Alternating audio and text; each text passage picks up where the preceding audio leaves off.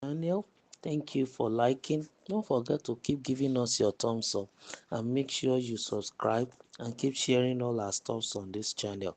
In the news today, Lagos Assembly may write Tinubu over Obasa, GAC member said so. Lawmakers at the Lagos State House of Assembly may write President Bola Tinubu over the removal of Mudashiru Obasa as Speaker. The Punch has learnt. Our correspondent also gathered that Obasa may return to the House and be allowed to voluntarily resign as Speaker. This follows a marathon meeting held by members of the Governor's Advisory Council at the Governor's Lodge in Marina, Lagos on Monday, where the decision was said to have been taken alongside the lawmakers. GAC members who spoke with our correspondent said the meeting continued on Tuesday, arguing that the umpteenth time that Obasa's removal on January 13, 2025 was illegal and a disrespect to the leadership of the All Progressive Congress in Lagos. They said the lawmakers had been directed to write a letter to the party's national leader, Tinubu, to communicate their positions. GAC is the highest decision-making organ of the APC in the state, and party members hold a majority of the positions in the Lagos state government, including the state assembly.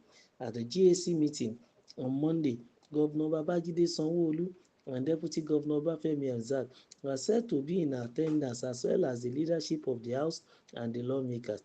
A GAC member, Chief Nraino Taiwo, said the council told the lawmakers the mind of the party, but the lawmakers had made up their mind to retain Mojisola Meranda as the Speaker of the House of Assembly. Miranda, a former deputy speaker of the House, emerged as speaker in a unanimous decision made by the lawmakers after Obasa's removal. Chief Taiwo, who had recently faulted Obasa's removal, told The Punch in a telephone interview on Tuesday that it was important for the lawmakers to allow Obasa to return to the House, where he may consider resigning by himself. He said, "I'm aware that the GAC told them the mind of the party, and the honourable members said they had made up their mind and they stand by it. They decided that they will write all their grievances and send them to Abuja to the president. Let us wait and see between now and tomorrow or thereafter. Maybe at the time they come back from Abuja, we know the way forward." Speaking further, he said the lawmakers could not force Obasa to resign. "My stand is that they should obey the directives of the leadership of the party and allow the speaker to resume work and cooperate with him to resign. That is Obasa's own decision, not that they will force him to resign," he stressed. When asked what the directive of GAC really is, he added, "The directive of the leadership is that they should allow him to continue his work because the leadership has considered that if he has committed any visible offence, he will have known, and they have not reported him before. What they did is not right politically and constitutionally." He said it was correct for the lawmakers to inform Tinubu of their decisions because we believe Tinubu is our leader and will continue to be our leader forever. Another GAC member, who preferred to be anonymous, also confirmed that the lawmakers were to write Tinubu and asked if lawmakers were to apologize to the president for not carrying him along in their decision. As virally speculated, the GAC member said yes, he did more than that. They agreed he should resign and reverse the removal. That's all. Earlier on Tuesday, reports circulating suggested that Tinubu disapproved of the removal of Obasa and insisted on its reversal. As a result, lawmakers were directed by GAC to send two apology letters to the president. According to the reports in the media, the first letter was to acknowledge their failure to consult party leaders before the removal and pledged to change Obasa's removal to a voluntary resignation. The second letter, purportedly signed by 17 out of 20 lawmakers from Lagos West, supported Miranda as Speaker despite zoning concerns and agreed she should complete her term. Meanwhile, GAC Chairman Chief Tajudeen Olusi, who contacted by the Punch on Tuesday, noted that GAC will only issue an official position when the time is ripe, saying at the appropriate time we shall talk. When asked if GSC indeed gave directive to the lawmakers, he queried, I hope you ever seen a statement issued by the appropriate authority of GSC stating this order. GSC is an organ created by our party and the government for internal assistance with governance in our state. So if it is necessary for us to issue a statement, we will do that. So as long as we have not issued any statement authorized by our secretariat, forget about any such information as being official. Olusi added, the Lagos State House of Assembly has not responded to inquiries over the development. The House spokesperson, Honorable Ogundipe Olukayode, has not responded to calls and text messages as of the time of the filing of this report, which was Tuesday night.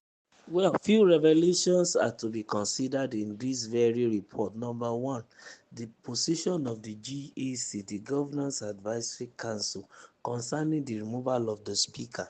We could see that their stand is outrightly different from what the lawmakers have done, and also different from what has been spoken even in the news, what we have been hearing all this while. And then we have been able to see that they are not part of the removal of the speaker.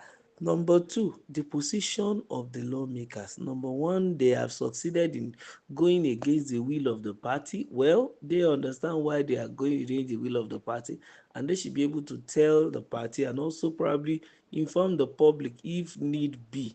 That's very, very important, very, very vital.